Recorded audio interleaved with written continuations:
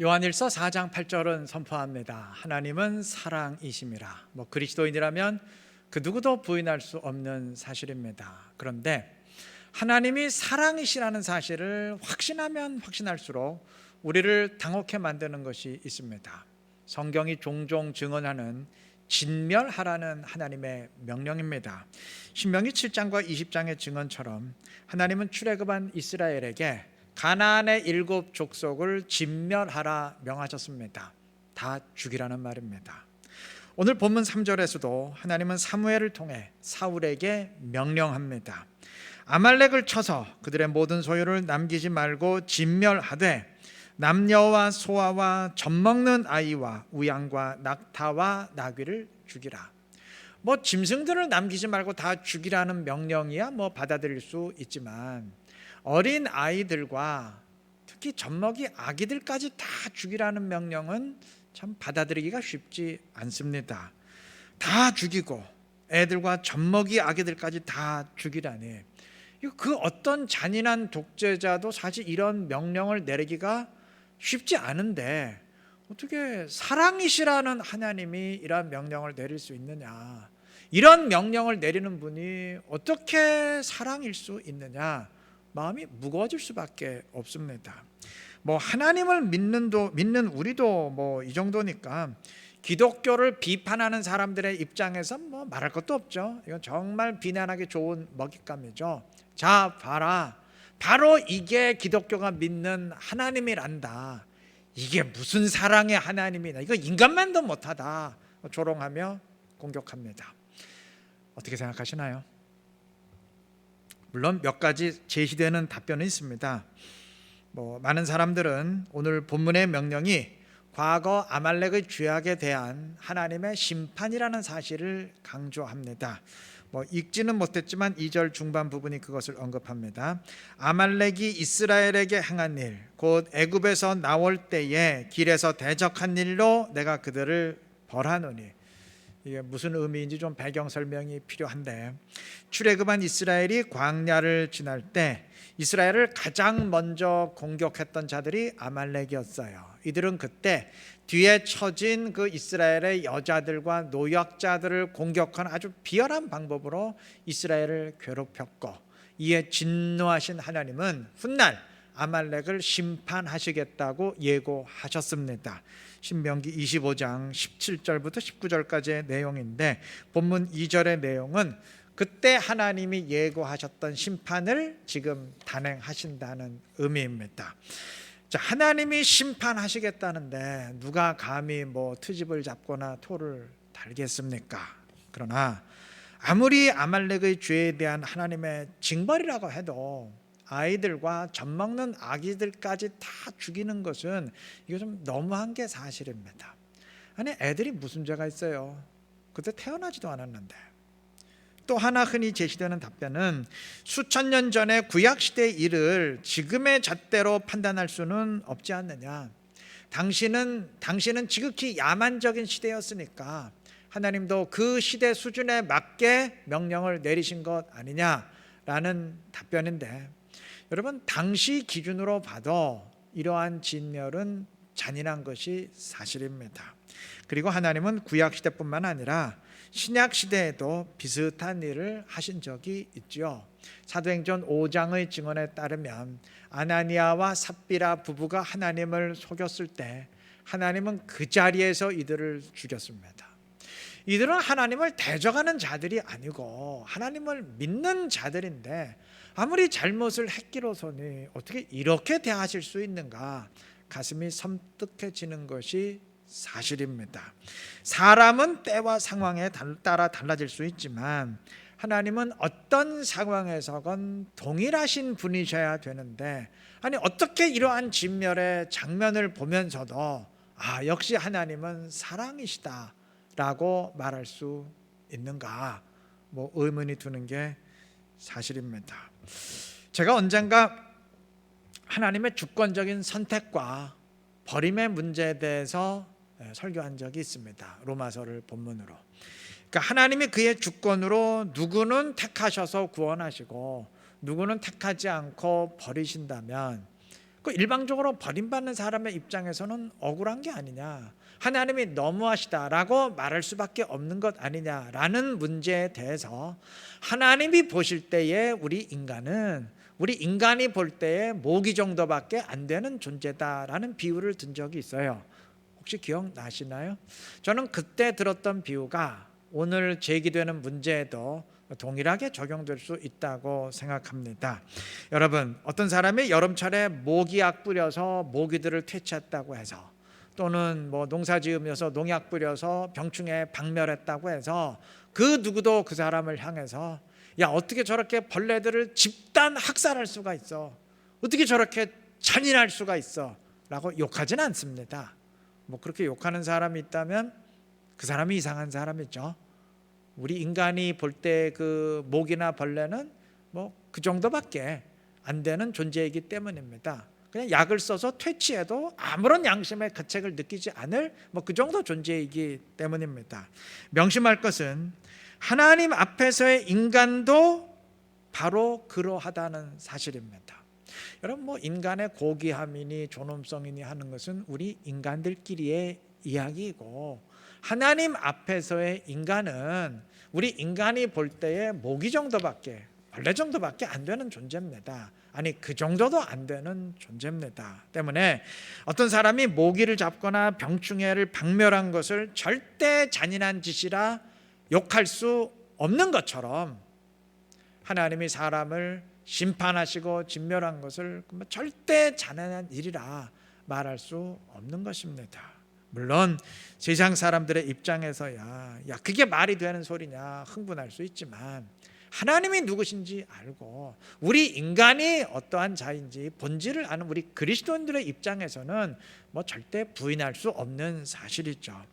이 사실에 여러분들이 동의하신다면, 지금까지 제가 말씀드린 사실에 여러분이 동의하신다면, 우리는 이러한 진멸의 사건에서 하나님의 잔인함이 아니고 오히려 그 반대로 하나님의 무한한 사랑을 깨닫게 됩니다. 그게 무슨 뚱딴지 같은 소린가요? 하실 수 있는데, 여러분, 하나님이 다 죽이라 하실 정도로, 한꺼번에 진멸하라 하실 정도로 하나님 앞에서 인간은 그 정도 존재밖에 안 돼요. 하찮은 존재입니다.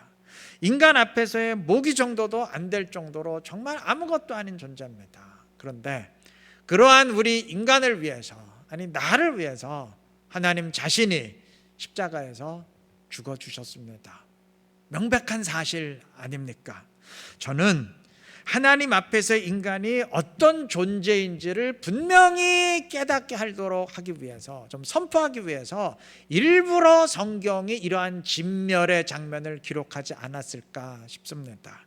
하나님이 눈 하나 깜짝하지 않으시고 진멸을 멸할 정도로 우리 인간은 보잘것없고 하찮은 존재다 라는 것을 분명히 선포하기 위해서 일부러 기록하지 않았나 싶습니다.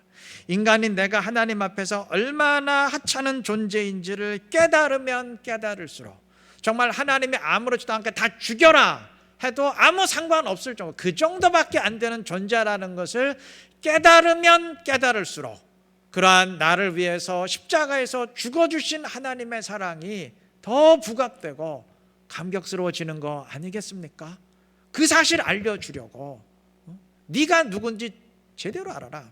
하나님이 너를 위해 죽으셨는데 그게 얼마나 말이 안 되는 일인지를 좀 분명히 깨달으라고 성경이 일부러 이 진멸의 사건을 통해서 우리를 깨닫게 하시는 것은 아닌가, 저는 그러한 생각이 들었습니다. 여러분, 맞습니다. 그러하기에 진정 하나님을 알고 내가 누구인지를 깨달은 사람은 이 진멸의 명령을 읽으면서도 이게 무슨 사랑의 하나님이냐 흥분하는 게 아니고, 도리어 인간이 이 정도밖에 안 되는 존재임을 깨닫고 하나님이 정말 사랑이시구나 깨닫고 감사하게 됩니다. 하나님이 어떠한 분이신지, 내가 원래 어떠한 존재인지, 인간이 원래 어떠한 존재인지 분명히 깨달으시기를 바랍니다. 그래서 사랑이신 하나님을 다시 한번 인식하고 그 사랑에 감사하며 은혜에 이끌릴 수 있는 지혜롭고 신실한 우리 모두가 되시기를 바랍니다. 아말렉을 진멸하라는 명령은 하나님이 사울을 회복시키기 위해 주신 명령이었습니다.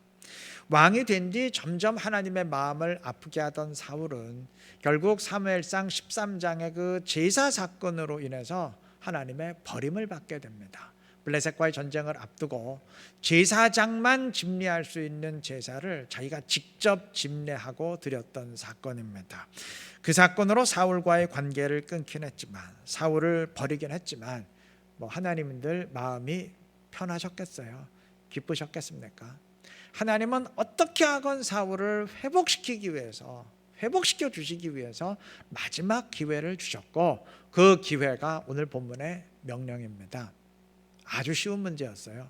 사울이 할 일은 딱 하나, 어차피 승리는 다 하나님이 정해 놓으셨고 그냥 진멸하기만 하면 됩니다. 다 된 밥상에 숟가락만 올려놓으면 돼요. 얼마나 쉬워요. 이건 진짜 점수를 주려고 그냥 거저낸 문제입니다. 이 명령대로 사울 왕은 아말렉을 쳐서 이겼습니다. 그런데 그 뒤가 문제였어요. 사울은 아말렉의 왕 아각을 죽이지 않고 포로로 끌고 왔고, 짐승들도 그냥 하찮은 것들만 다 죽이고 기름지고 살찐 것들은 전부 살려서 끌고 왔습니다. 이건 범죄죠. 명백한 불순종이죠. 결국 사울은 마지막 기회마저 차버리고 완전히 버림을 받게 되는데, 아마 사울도 전쟁에 나서기 전 사무엘의 말을 들으면서 예 알겠습니다 했을 겁니다. 그럼 당연히 알겠습니다 그러지, 그러면 그렇게 안 합니다 그랬겠어요? 예 알겠습니다 했어요. 근데 그 뒤의 결과는 그렇지 않았습니다. 말과 행동이 달랐습니다.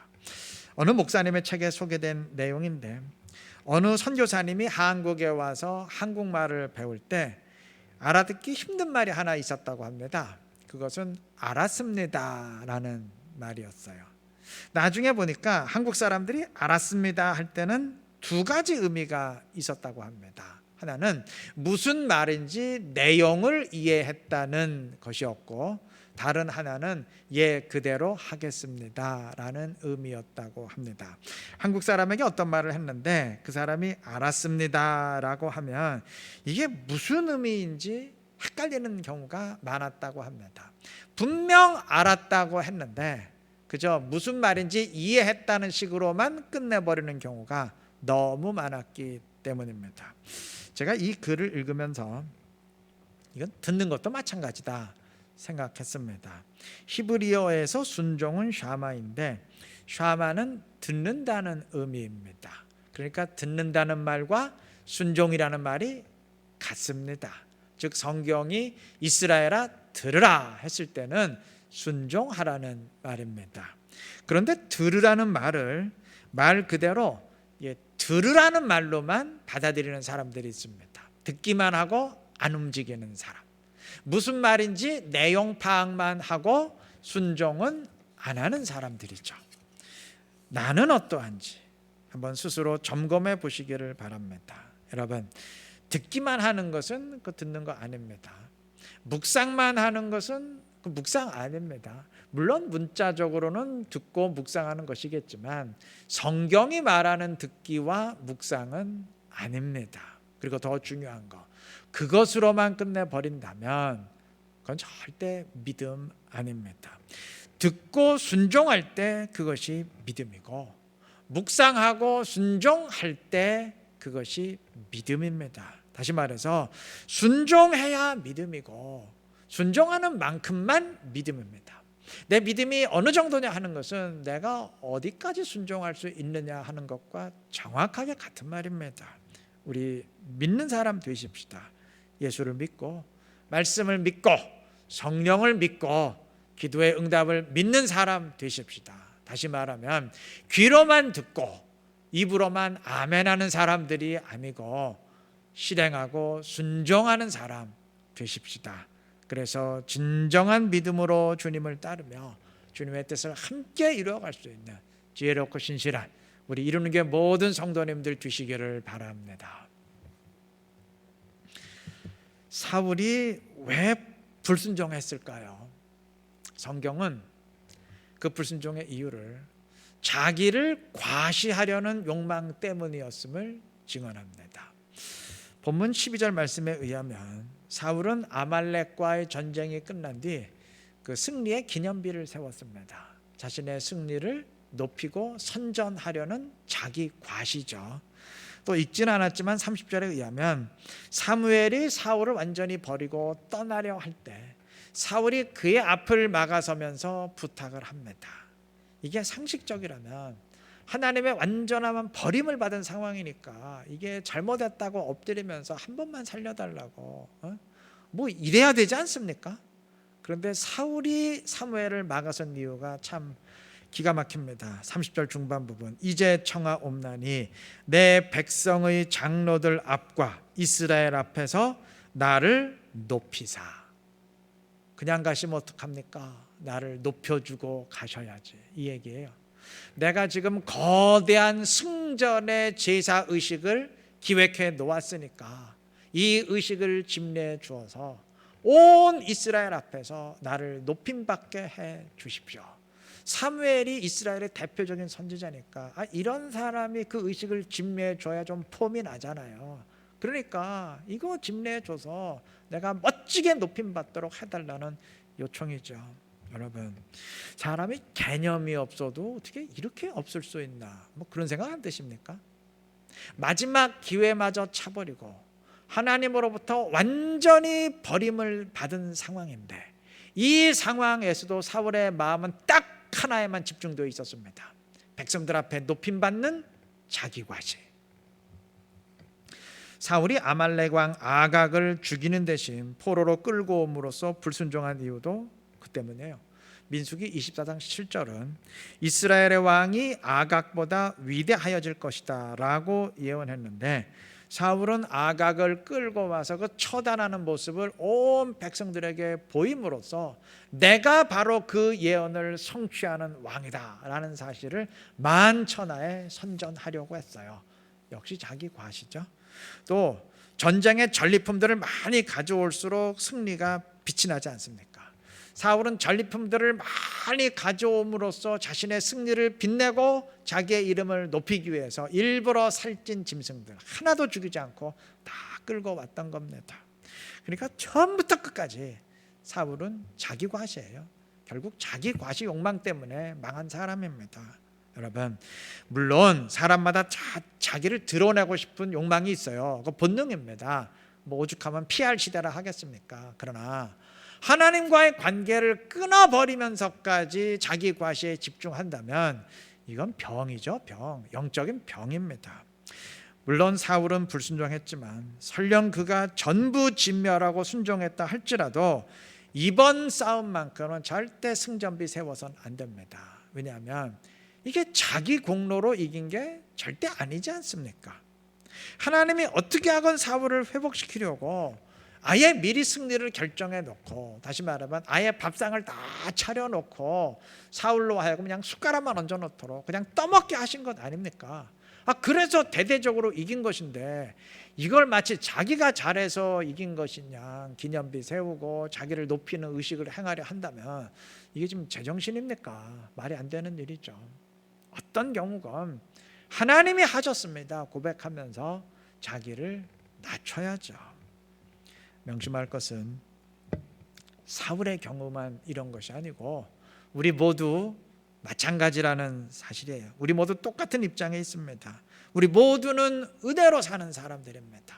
우리가 이 자리에 있을 수 있는 것, 우리가 지금 온라인으로 예배 드릴 수 있는 것 자체가 주님의 은혜 때문입니다.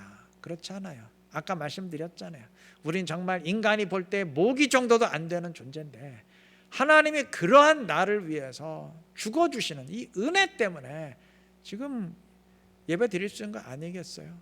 여러분, 때문에 교회가 승리한다면 하나님이 하신 겁니다. 우리가 그 어떤 영적 싸움에서 승리했다면 하나님의 도우심 때문이에요. 그런데도 마치 내가 잘나서 그런 것인 양 칭송받으려 한다면 우리 역시 또 한 명의 사울이 될 뿐입니다. 교만은 패망의 선봉이라 했어요. 하나님은 교만한 자 반드시 꺾으십니다. 노자의 도덕경 24장에 이런 글귀가 있어요. 제가 적어봤는데, 발끝으로 서는 사람은 단단히 설 수 없고 다리를 너무 벌리는 사람은 걸을 수 없다. 스스로 드러내려 하는 사람은 밝게 빛날 수 없고 스스로 의롭다 하는 사람은 돋보일 수 없다. 무슨 말인가 하면, 여러분, 높이 서겠다는 마음에 발끝으로 서면 그거 부자연스럽기 때문에 끝까지 계속 서 있을 수가 없죠. 마찬가지로 스스로를 드러내고 의롭다 하는 것은 이건 자연스럽지 못하고 부자연스러운 일이기 때문에 결국 오래 갈 수 없고 허사가 될 수밖에 없다는 말입니다. 맞는 말이죠. 이게 성경 말씀은 물론 아니지만 우리 신앙생활에 적용될 수 있는 말이라 생각합니다. 여러분, 자기 과시는 꼭 뭔가를 해낸 사람들만 조심해야 되는 일이 아닙니다. 자기를 드러내지 않는 사람들도, 심지어 자기 과시를 싫어하고 그것을 비판하는 사람들도 얼마든지 있을 수 있는, 그런 사람들에게도 얼마든지 있을 수 있는 위험입니다. 여러분, 저는 개인적으로 이 자기 과시에 빠진 목회자들이 참 많다 생각했어요.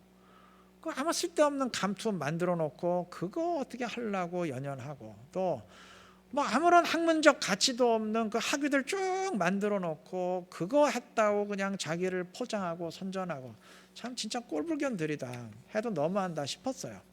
그 생각은 지금도 변함이 없고, 그래서 종종 비판하기도 합니다. 그런데 어느 날 가슴을 뜨끔하게 만드는 글을 읽게 되었어요. 비난과 비판에도 얼마든지 자기 과시가 숨어 있을 수 있다는 지적입니다. 예를 들면, 아우 저 인간 너무 잘난 척해 라는 비난에는 나는 저렇게 잘난 척하지 않아, 겸손해 라는 자기 과시가 숨어 있을 수 있고, 저 인간 진짜 센스가 없어 라는 지적에는 난 그래도 센스가 있어 라는 자기 과시가 얼마든지 숨어 있을 수 있다는 지적이었습니다. 직접 자기를 자랑하면 교만하게 보일 수 있지만 비판이라는 형태를 취하면 얼마든지 감출 수 있으니까 비판이라는 형식을 빌려서 자기를 과시할 수 있다는 말입니다. 즉, 비판은 얼마든지 자기가 멋지다는 것을 자랑하려는 마음을 아닌 척 위장하는 수단이 될 수 있다는 말입니다. 순간 뜨끔했어요. 야, 그럴 수 있겠구나. 자기 과시를 비판하는 그 비판에도 자기 과시가 숨어 있을 수 있겠구나 싶었습니다. 여러분, 인간은 누구도 자기 과시로부터 자유롭지 못한데, 일반 사람들에겐 이것이 성격과 인격의 문제가 되겠지만 우리 그리스도인들에게는 상당히 위험한, 아니 치명적인 영적 문제가 될 수 있습니다. 왜냐하면 나는 날마다 죽노라 하는 바울의 고백처럼 우리는 성령을 내 안에 모시고 나를 죽여야 되는 사람들인데, 그래야 내 안에 죄의 본능을 죽이고 또 죄의 본능과 결탁하려는 죄의 세력을 이기고 하나님의 자녀로 살아갈 수 있는 사람들인데, 자기를 과시하는 사람은 절대 자신을 죽일 수가 없어요. 이 둘은 완전 상극입니다. 어느 하나가 있으면 어느 하나는 죽습니다. 나를 죽이는 사람, 자기를 죽이는 사람은 절대 자기를 과시할 수가 없고, 반대로 자기를 과시하는 사람은 절대 자신을 죽일 수가 없어요. 그러니 자기를 죽일 수가 없으니까 주님이 내 안에 들어오실 수가 없죠. 치명적인 문제 아니겠습니까? 나를 죽이시기를 바랍니다. 다른 말로 하면 주님을 내 안에 모시고 살아가시기를 바랍니다. 그러면 내 안에 주님이 살고 나는 죽게 돼요. 자기를 과시하려는 교만도 죽고 이기심도 죽고 내가 제일 잘났다는 이거 내가 해야만 된다 다 죽고 욕망도 죽고 주님의 마음 품게 됩니다. 그래야 되지 않겠습니까? 이 사실 꼭 기억하시고 언제나 성령으로 찾아오시는 주님을 내 안에 모시고 주님과 함께 하시기를 바랍니다.